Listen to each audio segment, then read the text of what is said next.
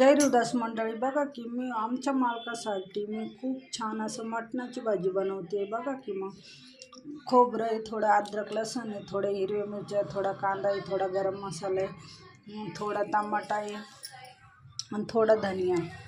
छानपैकी वाटून घेते. बघा की मग आता मटणाची भाजी बनवते मी.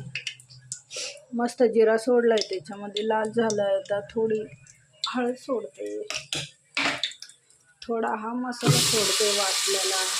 बघा की आता मस्त मसाला फ्राय झाला आहे. बघा खूप छान तेल सोडलं आहे. आता मी भाजी सोडते. बघा की मग भाजी मस्त धुवून घेतली मी 3-4 पाण्याने. आता ती सोडते हे.